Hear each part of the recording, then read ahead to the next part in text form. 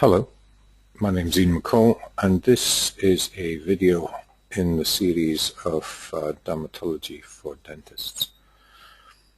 Let's look at the topic of white and pink areas in the mouth. Now this is important. You look in the mouth and let's say you see a white area.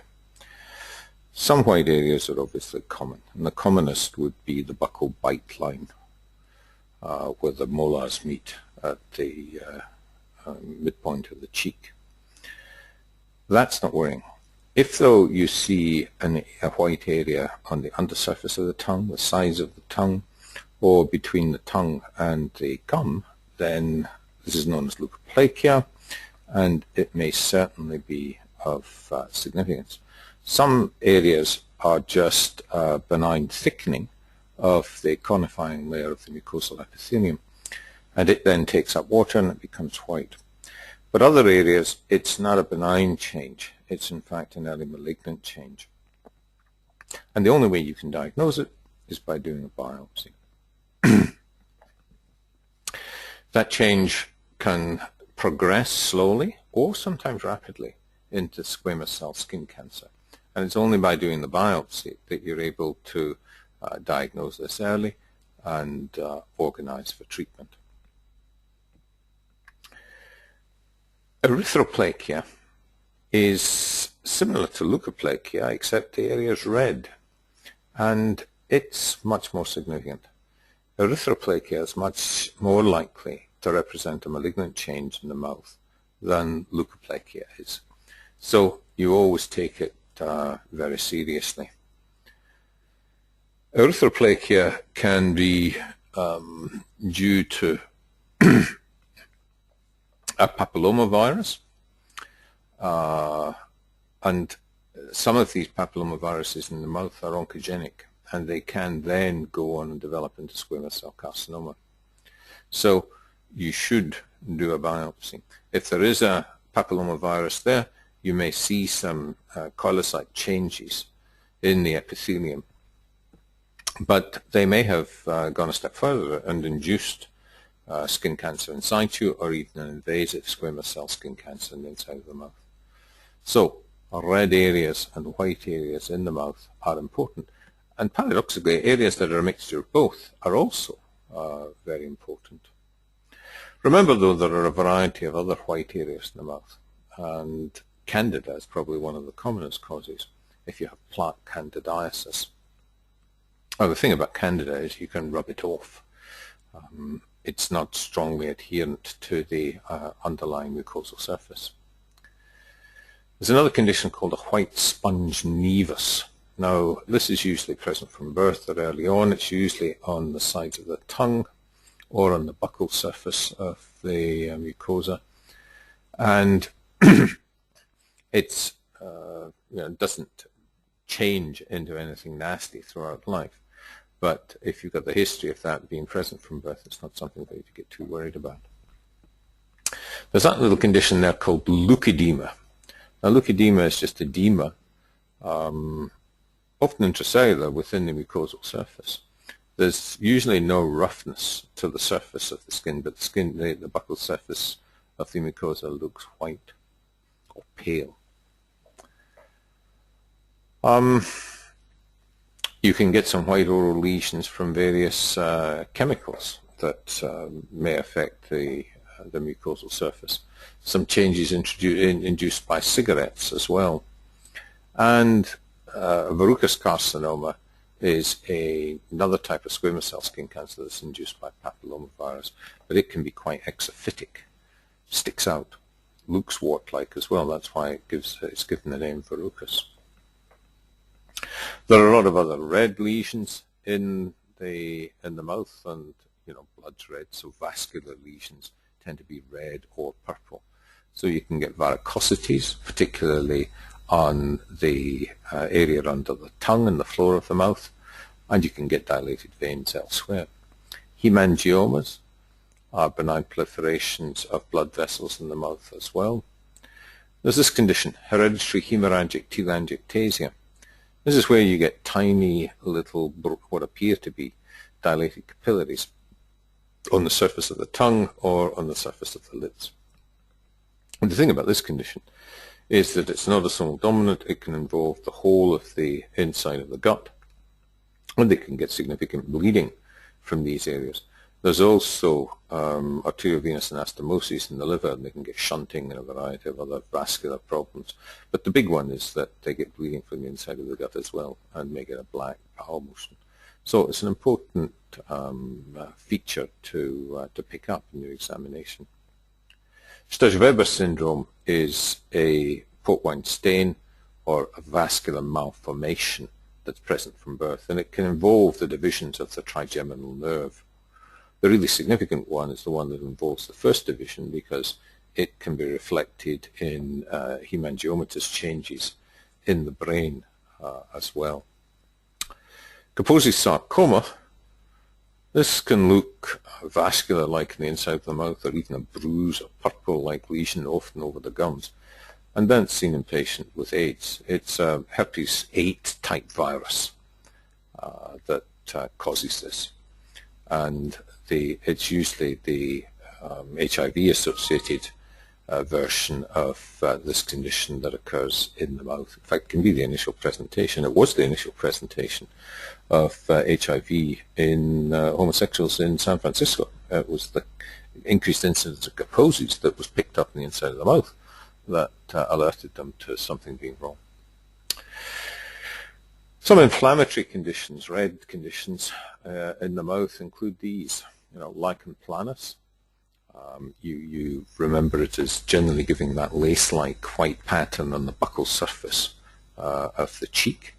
But lichen planus can present as red eroded areas and some white areas of leukoplakia as well. Lupus can do the same, and I think we've got some pictures down the way. Erythema multiforme, drug reactions, they tend to occur on the lips and will give erosions and crusts. And if there's lip involvement, there may be eye involvement as well. And if there's severe lip and eye involvement, it goes under the name of the Stevens-Johnson syndrome. Commonest cause of erythema multiforme, by the way, is reaction to herpes virus. But also, pemphigus can give you a red, eroded area in the inside of the mouth. Pemphigus is an autoimmune disease where you're producing antibodies that attack the desmosomes that hold the mucosal cells together. And pemphigus, 90% of cases of pemphigus vulgaris will actually present with oral ulcers, first of all. And remember that even candida, we talk of white plaque candida, but candida can give red changes in the mouth as well, particularly underneath a dental plane. So, white and pink areas in the mouth are important. Always be thinking of malignancy. With leukoplakia, make sure you're doing a biopsy of the area. With erythroplakia, always do a biopsy as well. But it's erythroplakia that has the greater likelihood of changing into squamous cell skin cancer. I remember some of these more common white lesions that you get in the mouth, and remember some of the inflammatory skin diseases that can present as red areas. Let's have a look at some of these pictures. That's an area of leukoplakia. Biopsy really is essential. We might try and enlarge. Let's just run these. There we go. You can see this area here looks sort of velvety. It may bleed easily. You need to biopsy this. Local anesthetic, punch biopsy, little vicryl suture, and check what's going on. Here's a common area for leukoplakia. This is benign leukoplakia on the lip. Now, these people may be cigarette smokers. The benign variant, though, just may be trauma. Someone may just have the habit of picking at their lip with their tooth, or the upper tooth. And the skin thickens, absorbs a bit of water or saliva, and it goes this sort of color. But you still need to do a biopsy to be able to ascertain whether it's just benign epidermal thickening here without any dysplasia. This, though, is obviously much more significant leukoplakia. Look at the degree of involvement in the underside of the the tongue here. Look at the bad teeth. And I've commented there possible trauma from broken teeth. But, you know, these sort of patients are the ones you certainly have to biopsy. It's often best to biopsy in two different areas. This one was biopsied here, and this was dysplastic mucosal surface, and he was referred to a dental surgeon for removal of this. There's another little area of leukoplaque here. Again, a biopsy should be done. This was benign. There was just thickening. There was no dysplastic changes in this. But again, you need to do the biopsy to find out. This is a picture of leukodema, where we said there was just edema between the cells that make up the mucosal lining.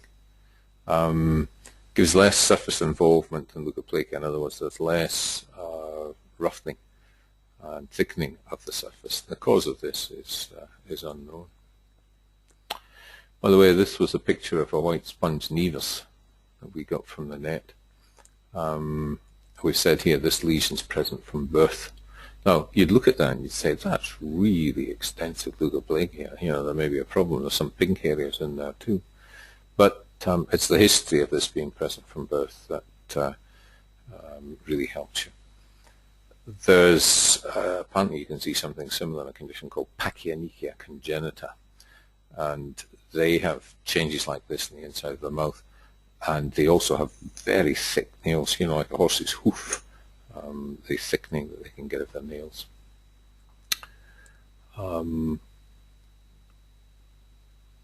These are other examples of white sponge nevus here. See how extensive it is in the inside of the mouth there.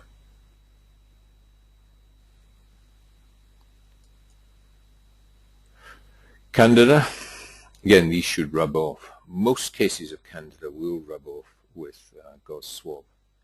You can get, though, a hyperplastic type of Candida that's a bit more adherent, and I've been caught before where you felt that it was significant leukoplakia, but it was just a hypertrophic thickened type of Candida that was very adherent. This apparently is the picture with a smoker's palate. You've got these white mucosal changes here with a little central red dot in them.